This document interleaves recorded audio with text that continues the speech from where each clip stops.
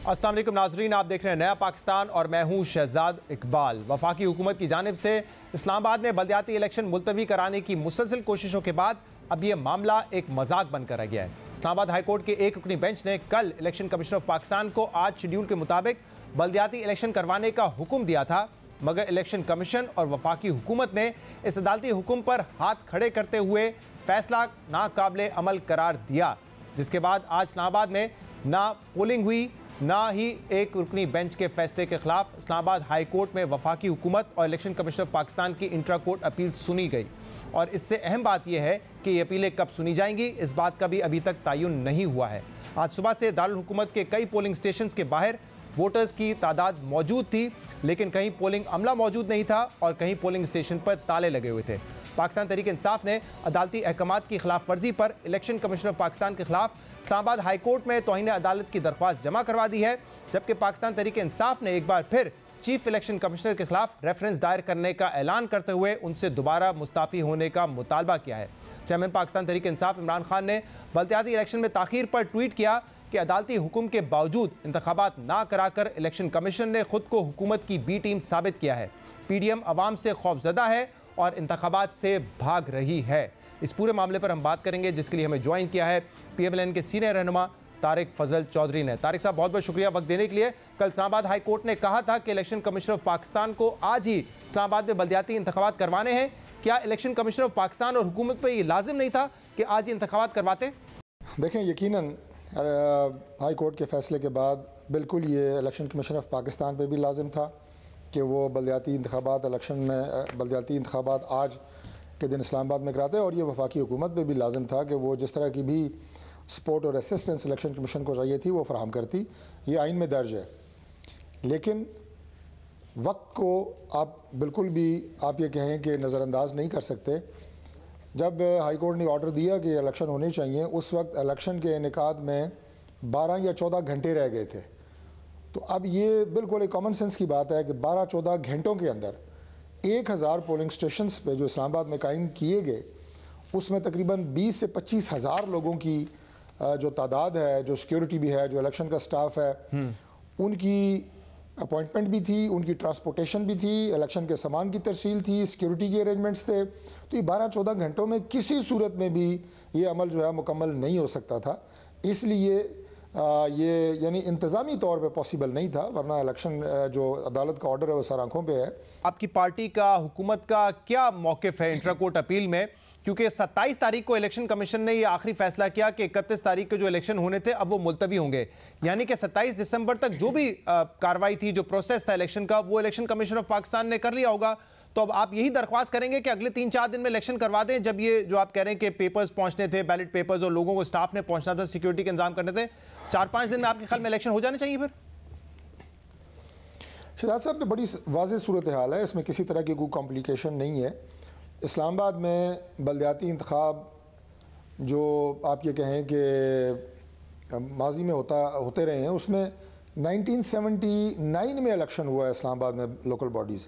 उसके बाद पहली दफ़ा हमारे दौरे हुकूमत में 2015 में मियां नवाज शरीफ साहब प्राइम मिनिस्टर थे, लोकल बॉडीज़ इलेक्शन हमने करवाए थे, और वो एक्ट था 2015 का पार्लियामेंट का, उसके तहत हुए थे। अब जो सूरत हाल है, इसमें एक तो उस एक्ट में अमेंडमेंट हो चुकी है, 2 तरमीम पार्लियामेंट कर चुकी है। एक तरमीम ये की गई है कि 125 यूनियन काउंसिल्स होंगी, और दूसरी तरमीम ये की गई है कि मेयर और डिप्टी मेयर का जो इलेक्शन है वो डायरेक्ट वोट के ज़रिए होगा, पूरे कैपिटल में वो वोट डलेगा मेयर और डिप्टी मेयर के लिए। तो इन 2 तरमीम के होते हुए अब इलेक्शन जो है वो असर 9 हल्का बंदियाँ होंगी 125 यूनियन काउंसिल्स की, और उसके तहत ये इलेक्शन होगा, जिसके लिए यकीनन इलेक्शन कमीशन ऑफ पाकिस्तान को 3 से 4 या 5 माह लग सकते हैं। तो हुकूमत का मौक़िफ़ ये है कि 4-5 दिन में अब इलेक्शन नहीं होंगे, 125 यूनियन काउंसिल की हल्का बंदियां हो जाएंगी, उसके बाद 4-5 माह बाद इलेक्शन होंगे, ये मौक़िफ़ है आपका? जी बिल्कुल, क्योंकि ये मेरा मौक़िफ़ नहीं है, बल्कि ये ग्राउंड रियलिटीज़ हैं। क्योंकि पार्लियामेंट में मैंने बताया एक्ट भी अमेंड हो गया है और नोटिफिकेशन भी जारी हो गया है, यूनियन काउंसिल की तादाद बढ़ चुकी है। लेकिन तारिक साहब, इसमें मसला ये है, इसमें तौर पे इलेक्शन कमीशन पाबंद है नए हल्का बंदियों का। हाँ, इसमें मसला ये, जो इलेक्शन कमीशन पहले भी कह चुका था कि आप लोगों ने ये जो कानून पास किया है उससे इलेक्शन नहीं रोके जा सकते, क्योंकि 20 अक्टूबर को शेड्यूल जारी कर दिया गया था कि इलेक्शन 31 दिसंबर को होने हैं। 2 महीने में कोई हलचल नहीं थी। 10 दिन पहले अगर आप कानून चेंज करेंगे तो यही तासुर उभरेगा कि आप इलेक्शन से भागने की कोशिश कर रहे हैं, और इसलिए आज इमरान खान ने यह कहा है कि आज ये साबित हो गया कि इलेक्शन कमीशन ऑफ पाकिस्तान जो है वो इंपोर्टेड हुकूमत की बी टीम है और आप मैदान छोड़ के भाग गए हैं। अगर आप 10 दिन पहले ये कानून में तब्दीली करेंगे तो इलेक्शन मुलतवी करना ही आपका हदफ नजर आ रहा था, तो ये फिर आपको बातें सुनने को मिलेंगी और ये परसेप्शन होगा। देखिए, इमरान खान साहब इससे पहले कौन सी आजकल कुछ संजीदा बात कर रहे हैं। उनकी तो पूरी सियासत ही झूठ पे और फरेब पे मबनी है। वो गैर हकीकी गुफ्तगू भी करते हैं और आपको पता है कि मुतज़ाद बयानात यू टर्न लेना ये उनकी सियासत का खासा है। आज वो कुछ और कहते हैं, कल वो कुछ और कहते हैं। मैं इस बलदियाती इलेक्शन के हवाले से एक बात वाज़ेह करना चाहता हूँ। देखें, जब ये 2015 में जब इलेक्शन हुआ तो उसके बाद उस जो मेट्रोपॉलिटन कॉरपोरेशन थी इस्लामाबाद की, उसकी मुद्दत जनवरी 2021 में ख़त्म हो गई थी। पाकिस्तान तहरीक इंसाफ की हुकूमत थी, क्यों नहीं इलेक्शन कराया इमरान खान साहब ने? 2021 का पूरा साल और अप्रैल 2022 तक चार महीने और 14 महीने गुजर गए। उसमें अगर बल्दियात का इतना ही इमरान खान साहब को शौक है पीटीआई को, तो ज़रूर करवाते, लेकिन उसमें बिल्कुल उन्होंने नहीं करवाया। ये वैलिड पॉइंट है तारिक साहब, और इसकी दो वजूहत हो सकती हैं। शेड्यूल जारी किया, ये दो वजूहत हो सकती हैं। आपका बड़ा वैलिड सवाल है। एक ये कि शायद वो निचले सतह तक रिसोर्सेज को मुंतकिल नहीं करना चाहते, खुद रखना चाहते हैं सारे इख्तियारात और वसाइल, या दूसरा ये कि वो इस वक्त बाई इलेक्शन हार रहे थे इसलिए वो डरे हुए थे। अब क्या यही दोनों वजह हैं आपके सामने भी, या आप वसाइल नीचे तक मुंतकिल नहीं करना चाहते, या आप डरे हुए हैं कि इस वक्त बाई इलेक्शन तहरीक इंसाफ जीत रही है तो हम मैदान छोड़ के भाग जाते हैं? देखिए, बात यह है जी कि इस्लामाबाद की जो डायनामिक्स हैं आप भी माशाल्लाह बहुत अच्छे तरीके से जानते हैं शहजाद साहब। पूरे पाकिस्तान में इस ऐसा कोई शहर नहीं है जो अपनी मुख्तलिफ जो डायनामिक्स के हवाले से मैं बात कर रहा हूँ। लेकिन तारिक साहब देखिए, सवाल ये है, ये तासुर इसलिए उभर रहा है कि आपकी जमात इलेक्शन से भाग रही है क्योंकि ये पहली मर्तबा नहीं है कि आपने ये कहा हो कि तादाद बढ़ी, आबादी बढ़ी इस्लामाबाद में, इसलिए यूनियन काउंसिल की तादाद बढ़ाई जाए। इससे पहले जून में इंतखाबात होने थे, लेकिन वफाकी हुकूमत ने उस वक्त भी ये कहा कि आबादी इस्लामाबाद की क्योंकि 8 लाख से 20 लाख हो चुकी है, लिहाजा 50 से 101 यूनियन काउंसिल कर दी जाए। इलेक्शन कमीशन पहले नहीं मान रहा था, बाद में हाईकोर्ट ने कहा कि आप तादाद बढ़ाएं। जरा सुन लीजिए कि आपने उस वक्त क्या कहा था, फिर सवाल करेंगे इस पर। इस्लामाबाद की आबादी 2015 के निस्बत 8 लाख से 20 लाख हो चुकी है। 2 दफ़ा काबीना ने यह फैसला किया कि इस्लामाबाद में बलदियाती इलेक्शन के लिए यूनियन काउंसिल्स की तादाद को 101 किया जाए। इलेक्शन एक्ट में ये इख्तियार वफाकी काबीना फेडरल गवर्नमेंट का है कि वो यूनियन काउंसिल्स की तादाद का तयन करे, और यही डायरेक्शन इस्लामाबाद हाई कोर्ट ने इलेक्शन कमीशन को जारी की कि आप वफाकी काबीना के फैसलों के तनाजुर में आप खुद फैसला करें। और हम इंतहाई शुक्रगुजार हैं इलेक्शन कमीशन ऑफ पाकिस्तान के कि उन्होंने जो काबीना के फैसले थे उन्हें अपहोल्ड किया। तो तारिक साहब, 6 महीने पहले आप लोगों ने कहा आबादी बढ़ गई है, यूनियन काउंसिल की तादाद डबल हो गई। अब आप कह रहे हैं कि इसको आबादी मजीद बढ़ गई है तो इसको 125 कर दिया जाए, तो यानी कि 25% इजाफा आप मांग रहे हैं यूनियन काउंसिल में। क्या इस्लामाबाद के वोटर्स की तादाद 25% से बढ़ गई है 6 महीने में? और अगर ऐसा ही है तो फिर आप 4-5 महीने बाद दोबारा डिलिमिटेशन होगी, आप फिर कहेंगे 5 महीने में आबादी बढ़ गई है, फिर इलेक्शन को मुलतवी किया जाए। ये सिलसिला तो नहीं चल सकता ना, इसीलिए तो तासुर ये उभर रहा है कि आप इलेक्शन से भाग रहे हैं। जी, सवाल जो है ये बड़ा वैलिड है। 2 इसके पहलू हैं। पहली बात तो ये है कि गवर्नमेंट के पास यकीनन बहुत सारे ऐसे सोर्सेज होते हैं जिन्हें उन्हें इंफॉर्मेशन मिलती रहती है, उनकी इंटेलिजेंस है, नादरा है, बहुत सारे और जगहों से उन्हें डाटा आता रहता है। लिहाजा गवर्नमेंट हमेशा एक बेहतर पोजीशन में होती है कि वो ये फैसला कर सके, और यही आपका जो आर्टिकल है वो आपको इसलिए फेडरल गवर्नमेंट को एम्पावर करता है और ये इख्तियार देता है कि वो यूनियन काउंसिल्स की तादाद का तयन करे। अब ये डाटा हमारे पास आया, हमने इस तादाद को बढ़ाना इस्लामाबाद के लिए बेहतर समझा। 5 महीने पहले आप लोगों ने कहा कि इस्लामाबाद की आबादी 20 लाख हो गई है, 50 से 101 यूनियन काउंसिल की जाए। ये हो गया, इलेक्शन कमीशन पहले तैयार नहीं हो रहा था, बाद में इस्लामाबाद हाईकोर्ट ने फैसला दिया, उन्होंने बढ़वा दी। अब 4 महीने में फिर आबादी इतनी बढ़ गई है कि आप 25% यूनियन काउंसिल बढ़ा रहे हैं। तो क्या आबादी 25% से बढ़ गई है इस्लामाबाद की, जो आप 4 महीने के अंदर मुतालबा कर रहे हैं कि आप 100 से 125 की जाए? देखें, अगर स्टैटिस्टिक्स की बात करें तो बिल्कुल आपकी बात सही है, बिल्कुल ऐसा हुआ है। मेरी बात कैसे सही हो सकती है? एक शहर की, पाकिस्तान में, आई नो इस्लामाबाद की ग्रोथ सबसे ज्यादा है, मुझे पता है, लेकिन 25% ग्रो नहीं किया इस्लामाबाद, ये भी मैं जानता हूं।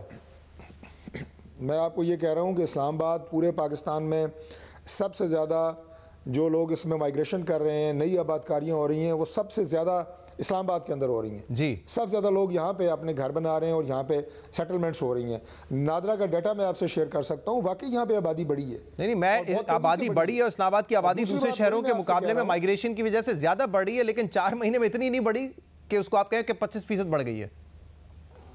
नहीं, डाटा जो है वो मैं आपके सामने रखूंगा। It is one of the reason. दूसरी रीज़न वही है जो मैंने आपके सामने रखी है कि इलेक्शन के तरीक़ेकार का तयन बदला गया है, डायरेक्ट इसमें मेयर को प्रोविजन दी गई है, मेयर को इसमें मजीद बाख्तियार बनाने तो ये फैसला पहले क्यों नहीं किया गया? ये सिस्टम जो इलेक्शन कमीशन ने भी पहले एतराज किया कि अब आप ये नहीं कर सकते, शेड्यूल जारी हो चुका है, ये गैर कानूनी है। तो पहले क्यों नहीं ख्याल आया? पहले कर देते आप, ये आखिरी 10 दिन पहले आपको ख्याल आया, और अभी भी आप ये कह रहे हैं नहीं अब 4-5 महीने बाद इलेक्शन होगा, तो फिर यही तासुर उभरेगा ना कि आप भाग रहे हैं इलेक्शन से। इस्लामाबाद हाई कोर्ट ने अभी जो ग़ालिबन 23 या 24 दिसंबर को जो फैसला हुआ है उसमें वाज़ेह तौर पे ये बात लिखी है कि ये इख्तियार के जो नंबर ऑफ़ यूनियन काउंसिल्स को बढ़ाया जाए, तादाद को, ये फ़ेडरल गवर्नमेंट का है। इससे पहले इलेक्शन कमीशन ने जो हमारे इस नोटिफिकेशन को कहा था कि हम नहीं मानते, वो उन्होंने सेक्शन 4 का हवाला दिया था। टेक्निकल बात है, ये हमारे नाज़रीन को समझ नहीं आएगी।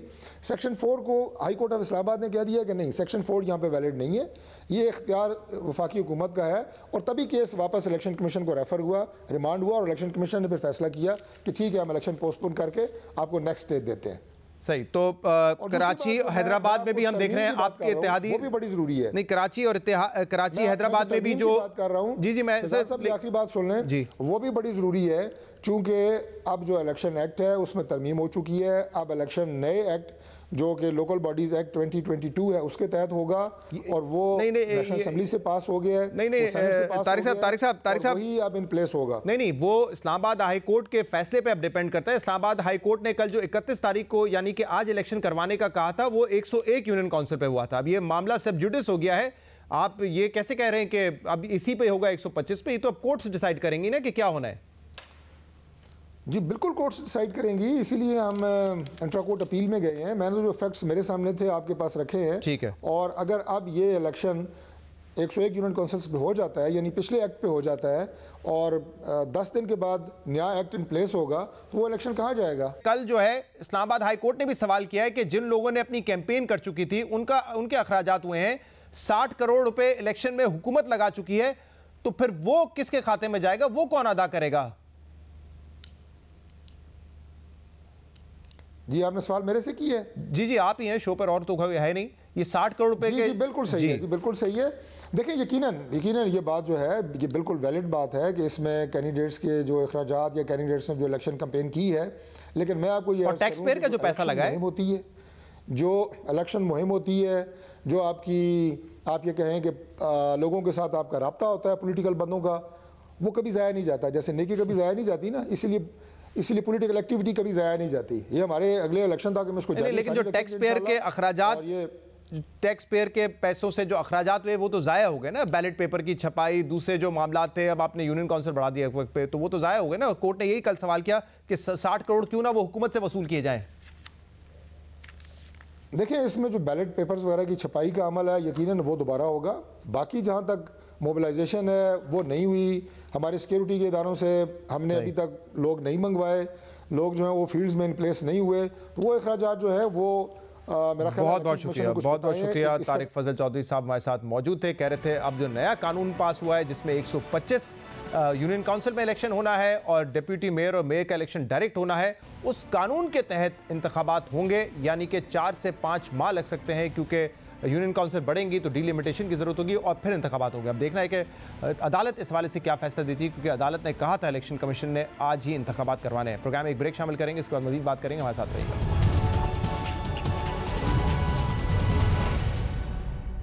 Welcome back. पाकिस्तान इस वक्त संगीन तरीन माशी मसाइल से गुजर रहा है। इस बिगड़ती माशी सूरत हाल की वजह से पाकिस्तान की बका और सलामती दाव पर लगी है, और यह कहना शायद गलत नहीं होगा कि मुल्क को आज जिस माशी बेयकीनी का सामना है, इससे पहले शायद ही कभी हुआ हो।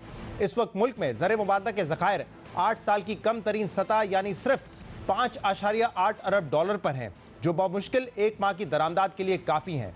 IMF की सख्त शराइत और मुआहदे पर अमल दरामद ना होने की वजह से प्रोग्राम तातुल का शिकार है, और आज वफाकी हुकूमत ने पेट्रोलियम लेवी में इजाफे करने के बजाय लेवी में कमी करके प्रोग्राम के मुस्तकबिल पर मजीद सवालात खड़े कर दिए हैं, क्योंकि IMF पहले ही इस खदशे का इजहार कर चुका है कि हुकूमत 855 अरब रुपए का लेवी का हदफ हासिल करने में नाकाम रहेगी, और इसमें 300 अरब रुपए की कमी का खदशा है, और हदफ हासिल करने के लिए लेवी में इजाफा जरूरी है, जिसके बायस ये इम्कान था कि हुकूमत आज पेट्रोल के बाद डीजल पर भी लेवी 50 रुपए तक बढ़ा देगी।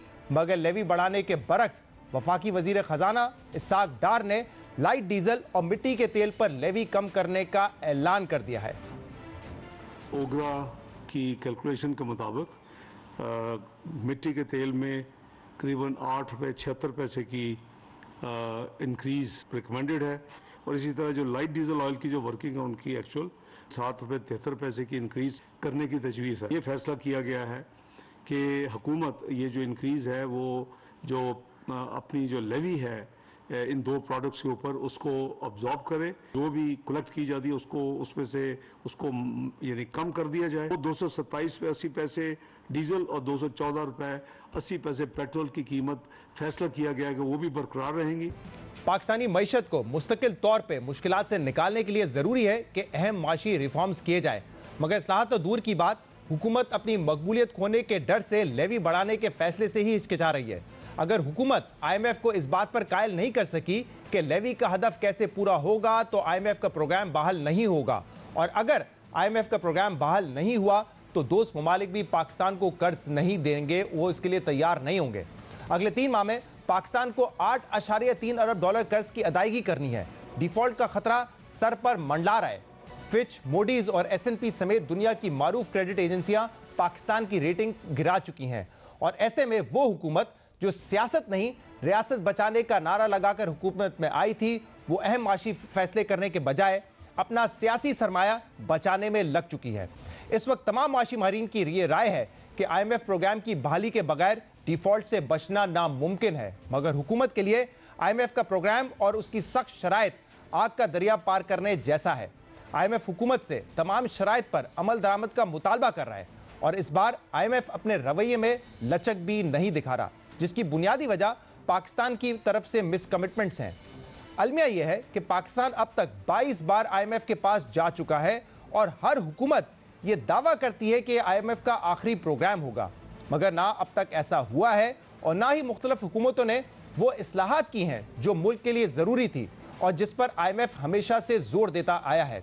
इसकी वजह यह है कि सियासी जमातों का ज़्यादा फोकस माशी इस्लाहात पर नहीं बल्कि सियासी सरमाया बचाने पर होता है, और इसीलिए मुल्क को माशी मुश्किलात से निकालने के लिए कभी टेक्नोक्रेट हुकूमत लाने की ख्वाहिश जागती है तो कभी मिसाके मईशत करने की अपील की जाती है, जबकि ये बात साबित है कि माशी मसाइल से निकलने के लिए किसी टेक्नोक्रेट निज़ाम या मिसाके मईशत की ज़रूरत नहीं है, बल्कि हुकूमत वक्त को पॉलिटिकल विल दिखाकर माशी रिफॉर्म्स करने का फैसला करना है और फिर उस फैसले पर मुस्तकिल अमल दरामद करना है, जिसकी एक बड़ी मिसाल हमारे पड़ोस में भारत की है, जिसे आज से 31 साल पहले पाकिस्तान से कई गुना ज़्यादा गंभीर माशी चैलेंजेस का सामना था, मगर भारत में इन माशी मुश्किलात से छुटकारा हासिल करने, माशी इस्लाहात करने और मुल्क की माशी सिमत बदलने के लिए ना ही चार्टर ऑफ इकॉनमी की ज़रूरत पड़ी, ना ही वहाँ तवील मुद्दती टेक्नोक्रेट हुकूमत लाने की ख्वाहिश पैदा हुई, बल्कि एक कमज़ोर और अक़लियती हुकूमत ने सिर्फ पॉलिटिकल विल दिखाकर और सियासी सरमाया खोने की परवाह किए बगैर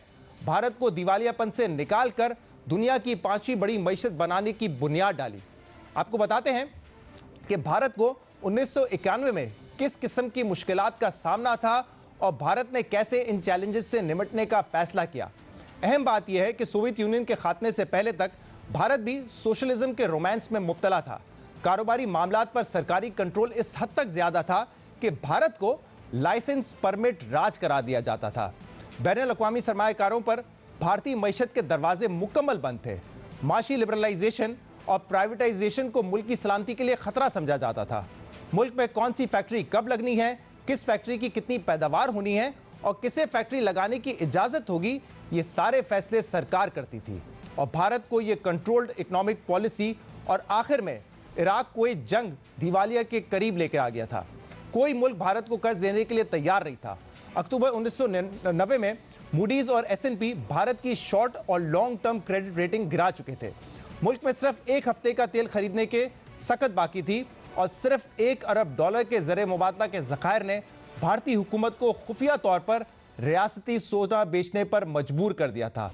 ऐसे में उस वक्त के भारतीय वज़ीर आज़म नरसिम्हा राव और वज़ीर ख़जाना मनमोहन सिंह ने 1991 के वस्त में स्टैंड लिया और ऐसे माशी फैसले किए जो उस वक्त भारतीय सियासत में नामुमकिन समझे जाते थे।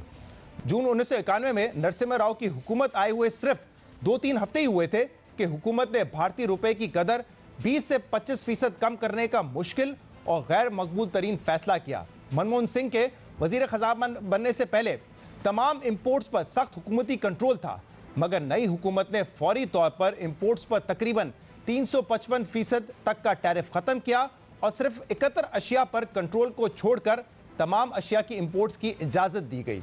और अहम बात यह है कि ऐसा नहीं है कि उस वक्त भारत में सियासी सूरत-ए-हाल कोई मिसाली थी या नरसिम्हा राव की हुकूमत को ऑपोजिशन से कोई खतरा नहीं था, बल्कि वहां उस वक्त सियासत का पाकिस्तान की मौजूदा सियासी सूरत-ए-हाल से ज्यादा बुरा हाल था। दिसंबर 1989 से जून 1991 के कलील अरसे में 3 वज़राए आज़म आ चुके थे, जबकि एक साबिक वजीर आज़म राजीव गांधी को इलेक्शन मुहिम में कत्ल किया जा चुका था और कांग्रेस की नई आने वाली अक़लियती हुकूमत को इत्तेहादियों का सहारा था, जबकि ऑपोजिशन ऐवान में तहरीक अदम एतमाद लाने का दबाव डाल रही थी। लेकिन इसके बावजूद वजीर आज़म नरसिम्हा राव की हुकूमत ने सियासी सरमाया बचाने के बजाय वो फैसले लिए जिसकी मुखालफत खुद कांग्रेस के कई सीनियर रहनुमा कर रहे थे। यहाँ तक कि उस वक्त भारतीय हुकूमत को तकरीबन 70 टन सोना bank of Switzerland, bank of England और बैंक ऑफ जापान में गिरवी रखने का फैसला किया, जिसके बदले भारतीय हुकूमत को तकरीबन 80 करोड़ डॉलर्स हासिल हुए, मगर यह पूरा प्लान काबीना से खुफिया रखा गया। सोना गिरवी रखने के बाद भारतीय सरकार को ब्रीदिंग स्पेस मिली, मगर मसाइल उससे कई बढ़कर थे। मनमोहन सिंह पर पार्टी के बाहर और अंदर से दबाव बढ़ता जा रहा था। वो 2 बार नरसिम्हा राव को अपना इस्तीफा भी दे चुके थे, मगर नरसिम्हा राव मनमोहन सिंह की पॉलिसियों और सोच के पीछे चट्टान की तरह खड़े रहे और कहा, आप अपना काम जारी रखें, सियासी दबाव मैं खुद बर्दाश्त कर लूंगा। नरसिम्हा राव अपना सियासी सरमाया खोते रहे, लेकिन साथ साथ गैर मकबूल फैसले भी करते रहे। यहां तक कि ऑपोजिशन ने जुलाई 1991 में नरसिम्हा राव के खिलाफ तहरीक अदम एतमाद पेश कर दी, मगर बाएं बाजू की 2 जमातों के वॉकआउट की वजह से उनकी हुकूमत बाल बाल बच गई और उन्होंने सियासी दबाव और मुखालफत के बावजूद अपना इनकलाबी रिफॉर्म एजेंडा जारी रखा। अहम बात यह है, आज हम पाकिस्तान में अहम माशी रिफॉर्म्स करने से कतराते हैं। कुछ इदारों की निजकारी करने से पहले भी बार बार सोचते हैं कि इसका क्या रिएक्शन आएगा और कितना सियासी नुकसान होगा। लेकिन भारत ने 1991 में कमजोर इत्तेहादी हुकूमत होने के बावजूद अपनी माशी पॉलिसी में 180 डिग्री का टर्न लिया, मुल्क को सोशलिस्ट इकोनॉमी से लिबरल इकोनॉमी बनाने का इनकलाबी फैसला किया।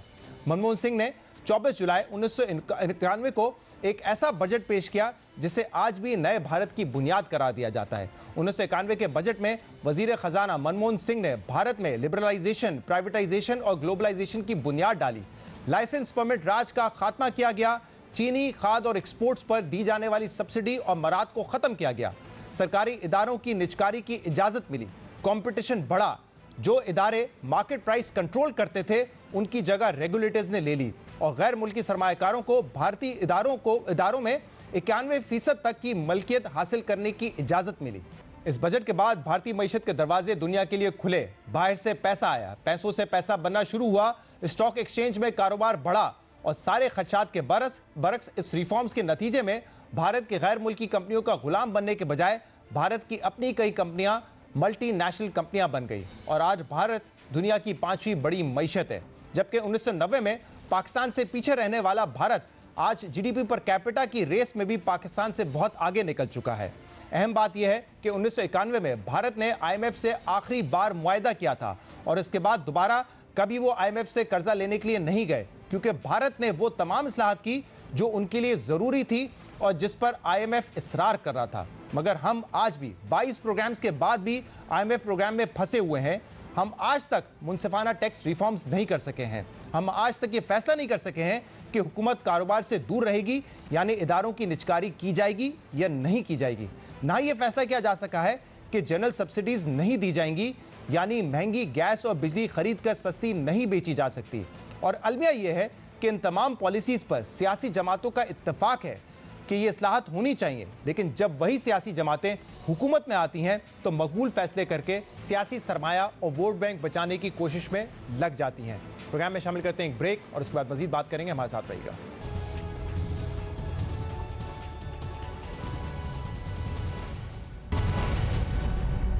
वेलकम बैक नाजरीन। अपनी हुकूमत जाने के बाद से साबिक वजीर आजम इमरान खान ये इल्ज़ाम लगाते हुए आए हैं कि साबिक army chief general retired Qamar Javed Bajwa ने पीपल्स पार्टी और नून लीग को NRO 2 दिया। लेकिन अब ये तफसीलात सामने आ रही हैं कि साबिक आर्मी चीफ जनरल रिटायर्ड कमर बाजवा ने इमरान खान को बनी गाला केस में NRO दिया था। और सबसे पहले इस बात का दावा किया PMLN के सीनियर रहनुमा मलिक अहमद खान ने, जिन्होंने एक टीवी प्रोग्राम में ये कहा कि जनरल बाजवा ने एक ही NRO दिया और वो NRO जस्टिस साकिब निसार के कोर्ट से बनीगाला केस में इमरान खान को दिया गया। उसके बाद अंसार अब्बासी साहब की खबर 28 दिसंबर की खबर में जनरल कमर जावेद बाजवा के करीबी ज़राए के हवाले से ये बताया गया कि जनरल बाजवा ने इस केस में कभी भी उस वक्त के चीफ जस्टिस साकिब निसार से रब्ता नहीं किया, लेकिन जनरल बाजवा के करीबी ज़राए के मुताबिक उस वक्त के खुफिया इदारे के सरबरा ने इमरान खान को नाअहली से बचाने के लिए अपना किरदार अदा किया। अंसार अब्बासी की स्टोरी के बाद सीनियर सहाफ़ी जावेद चौधरी ने एक कॉलम लिखा और इस केस का हवाला देते हुए उन्होंने कहा कि जहांगीर तरीन ने इमरान खान की मुलाकात साबिक army chief general Qamar Javed Bajwa से करवाई थी। इमरान खान को नजर आ रहा था कि इस केस में वो नाअहल हो जाएंगे, इसलिए उस वक्त जनरल बाजवा ने उस वक्त के DGC मेजर जनरल फैज़ हमीद को इमरान खान की मदद की हिदायत दी और जनरल फैज़ हमीद ने पहले साकिब निसार से एक वकील के जरिए रब्ता किया। उसके बाद उस वक्त के DGC मेजर जनरल फैज़ हमीद ने खुद उस वक्त के चीफ जस्टिस साकिब निसार से मुलाकात भी की और फिर दो वकला ने इमरान खान और जहांगीर तरीन केस का फैसला लिखकर चीफ जस्टिस को दिया और 15 दिसंबर 2017 को इमरान खान को सादिक और अमीन डिक्लेयर किया गया। कल शाहजेब खानजादा साहब के प्रोग्राम में इमरान खान के करीबी साथी ओन चौधरी ने भी इस बात की तस्दीक की और इंकशाफ किया कि इमरान खान को 2017 में NRO मिला था। उन्होंने मजीद कहा कि हल्फन कहता हूँ कि इमरान खान की नाअहली का केस, इमरान खान के नाअहली के केस में डॉक्यूमेंट पूरे नहीं थे। इमरान खान वज़ीर आज़म बनने से पहले उस वक्त के आर्मी चीफ जनरल बाजवा से मिलते थे। इमरान खान को सादिक और अमीन करार दिलवाने के लिए बैलेंसिंग एक्ट के तौर पे जहांगीर तरीन को नाअहल करार दिया गया। ये इमरान खान के करीबी साथी ओन चौधरी ने कल कहा है शाहजेब खानजादा के प्रोग्राम में। इन तमाम इल्ज़ामात के हवाले से हमने मौक़िफ़ जानने के लिए साबिक चीफ जस्टिस साकिब निसार से रब्ता किया तो उन्होंने हमारे प्रोग्राम में आने से तो इनकार किया, लेकिन उन्होंने ये जवाब दिया कि मैं बैरून मुल्क हूँ। ये कहानी एक बीमार जहनीत की इख्तरा है जिनके अपने मज़मूम मकासद हैं। ये वही लोग हैं जो मेरे प्यारे वतन को शकूक के अंधेरे में रखना चाहते हैं और इदारों को कमज़ोर करना चाहते हैं। सिविल और मिलिट्री हलकों में किसी की जुर्रत नहीं थी कि मुझसे खुफिया या एलानिया ऐसी मुलाकात करे। उन्होंने कहा यही मेरा जवाब है आपके लिए और मैं जहां हूं वहां पे व्हाट्सएप कॉल काम नहीं करता। मेरा ये मौक़िफ़ आप अपने प्रोग्राम में नशर करें। मैं इससे ज़्यादा इस पर बात नहीं करना चाहता।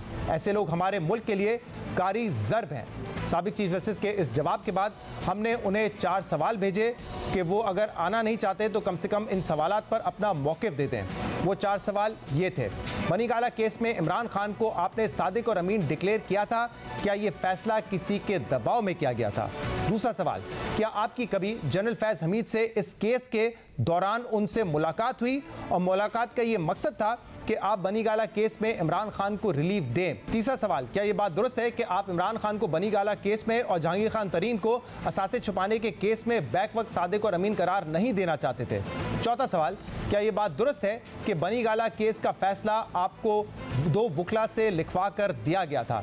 इन सवालात के जवाब में जस्टिस साकिब निसार ने लिखा कि मैं अल्लाह के फजल से हक पर रहा।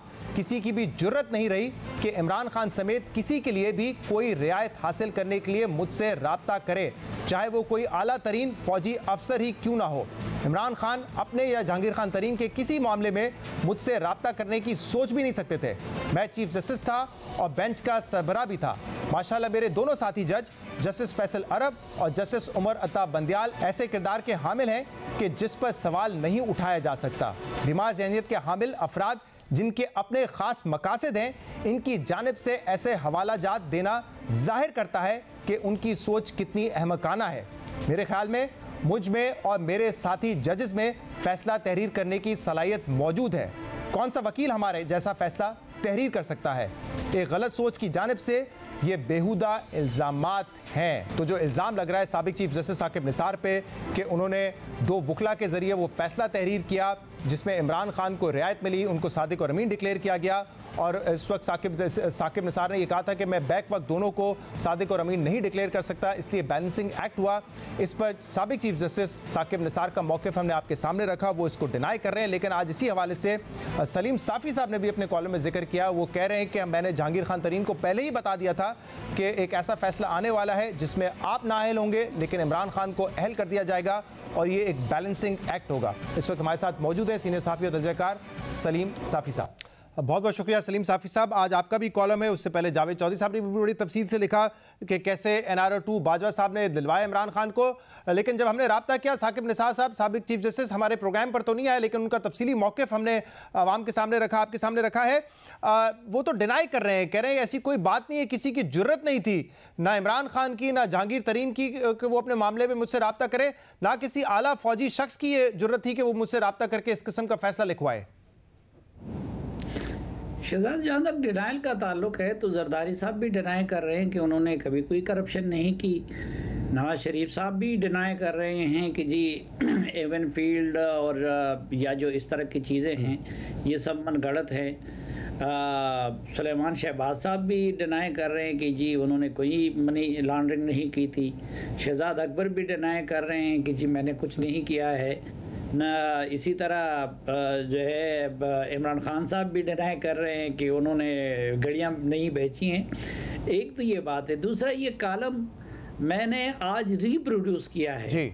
ये कॉलम मैंने लिखा था जून 2020 में और छपा था जंग अखबार में। और फिर तो उस वक़्त इसका कोई नोटिस लिया जाता या उस वक़्त साकिब निसार साहब ये मौक़िफ़ अपना लेते जो आज अपना रहे हैं। और फिर तीसरी बात ये कि जहांगीर तरीन साहब ज़िंदा है, अल्लाह उनको ज़िंदा रखे। आप उनसे पूछ सकते हैं कि क्या इस फैसले से पहले मैंने कोयटा में उनसे मुझे असल में उसके लिए कंधार से आना पड़ा। मैं काबुल से कंधार आया, वहाँ से बाई रोड वहाँ पे कॉन्फ्रेंस थी जो CPEC से मुतल्लिक ने उसका इनेकाद किया था। तो मुझे आज भी याद है कि वो जनरल बाजवा साहब के साथ खाने की टेबल पे बैठे थे, तो उधर से जब वो उठे तो जहांगीर तरीन साहब का मोबाइल उधर रह गया। तो मैंने जाके वो उठा लिया और जहांगीर तरीन साहब से मैंने कहा, उसने कहा यार मेरा मोबाइल दे दे। तो मैंने कहा जी इसमें तो अगले इलेक्शन का भी सारा प्लान है और सारे राज इसमें होंगे। इसी तरह मैं छेड़ रहा था। तो फिर मैंने उनसे कहा कि आप जनरल बाजवा के इर्द गिर्द घूम रहे हैं, एक और शख्सियत वहाँ पे मौजूद थी। तो मैंने उनसे कहा उन पे तवज्जो दे। उन्होंने कहा क्यों? तो मैंने उनसे कहा कि आप कुर्बानी के बकरे बनने वाले हैं तो फिक्र उधर करें। तो जहांगीर तरीन साहब ने मुझे कहा नहीं नहीं ऐसा नहीं हो सकता, खान साहब अपने आप को तो कुर्बान कर सकते हैं लेकिन मुझे नहीं कर सकते। तो अब मैं कोई ज़ाहिरी बात है कानूनी और आईनी उमूर का माहिर तो नहीं हूँ, लेकिन ये हमें इत्तला थी हाँ। कि उस वक्त के ऐसा होने जा रहा तो है। साफ़ी साहब उस वक्त आपकी इत्तला यही थी कि जो फैसला आने जा रहा है, जो कि जाहिर सी बात है उस वक्त के चीफ जस्टिस साकिब निसार साहब ने लिखना था, आपकी इत्तला यही थी कि मिलिट्री इस्टेब्लिशमेंट के जरिए जो है इमरान खान को ये NRO दिलाया जा रहा है? जी, हमारी इत्तला यही थी कि एक तो मिलिट्री इस्टेब्लिशमेंट का ये फैसला है कि नवाज शरीफ का रास्ता रोकना है, बाकी पार्टियों का रास्ता रोकना है, बहर सूरत इमरान खान को लाना है। फिर आप देखें कि ओन चौधरी वो अच्छे हैं, बुरे हैं या भले हैं, लेकिन उस वक़्त इमरान खान और इस्टेब्लिशमेंट के दरमियान भी कई जगहों पे वो राब्ते का किरदार अदा करते थे। ये आजकल जो बड़े बड़े PTI के लीडर बने हुए हैं, उस वक़्त इमरान खान तक रसाई का उनका यही ओन चौधरी ही रास्ता था और वो सब इनकी मिन्नत तरले करते थे। तो उनसे बढ़ के कोई राजदान नहीं है। और मैं इसलिए ये तजवीज़ कर रहा हूँ कि देखिए ये इसी तरह ये मामला जब अब बहस होती रहेगी तो मज़ीद फैलता जाएगा। तो बेहतर यही है कि सुप्रीम कोर्ट ऑफ पाकिस्तान का फुल कोर्ट बनाया जाए, उन जजेस को माइनस करके कि जिन्होंने इन तीनों शख्सियात से मुताल्लिक फ़ैसले दिए हैं, और वो इमरान खान साहब का और नवाज शरीफ साहब का और जहांगीर तरीन साहब के केस को रिविजिट करें। और ये सिर्फ ये नहीं है, अगर आज साकिब निसार साहब कह रहे हैं कि जी मुझे कोई कुछ नहीं कह सकता था और मैं आज़ादाना फैसले करता था, तो इससे पहले हमारे सामने एक और मुअज़्ज़ज़ जज जस्टिस शौकत सिद्दीकी की गवाही मौजूद है जी। अच्छा, लेकिन कुछ नहीं क्यों नहीं किया? सबसे मुझे ये बताइएगा कि ये आपकी तजवीज़ बड़ी इम्पोर्टेंट है कि इनके केसेस को रिव्यू करना चाहिए और ये तमाम पॉलिटिशियंस इस वक्त एक्टिव हैं, तो जो बात आती है खबर की सूरत में या बाजवा साहब के ज़राए की सूरत में वो इम्पैक्ट करती होगी कहीं ना कहीं इमरान खान को या नवाज शरीफ को, क्योंकि सियासत में एक्टिव हैं।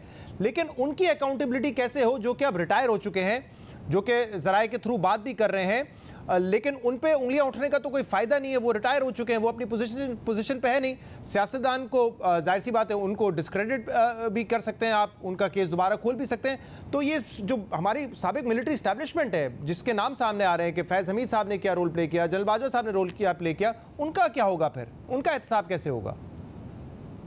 नहीं देखिए, एक तो ये है कि अगर अभी तो मुख्तलिफ क्लेम्स हैं और उनकी तरफ से कुछ किया जा रहा है, दूसरी की तरफ से कुछ किया जा रहा है, तीसरी तरफ से कुछ किया जा रहा है।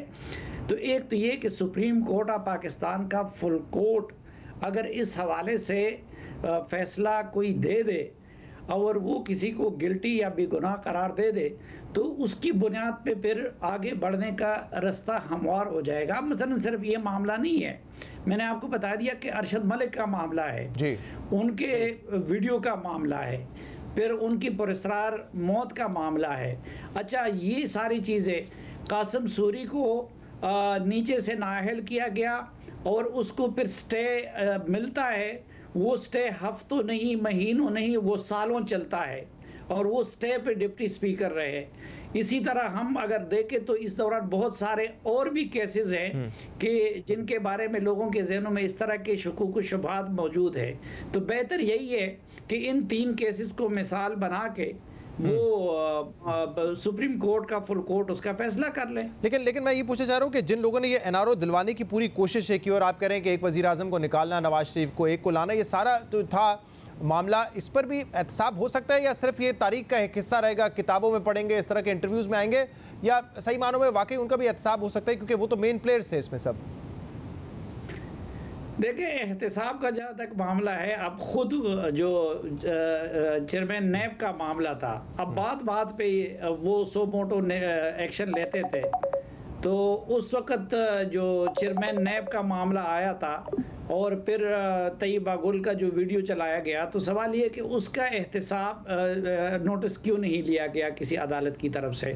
लेकिन एहतसाब तो बहरहाल सबका होना चाहिए और मेरा तो शुरू दिन से ये है कि एहतसाब का एक ऐसा कानून होना चाहिए कि जो सबका यकसा अहाता करे। बहुत बहुत शुक्रिया, बहुत बहुत शुक्रिया। सीनियर सहाफ़ी और तजज़ियाकार सलीम साफ़ी साहब हमारे साथ मौजूद थे। नाज़रीन, आज के प्रोग्राम में इतना ही। शो से इजाज़त दीजिए। अल्लाह हाफ़िज़।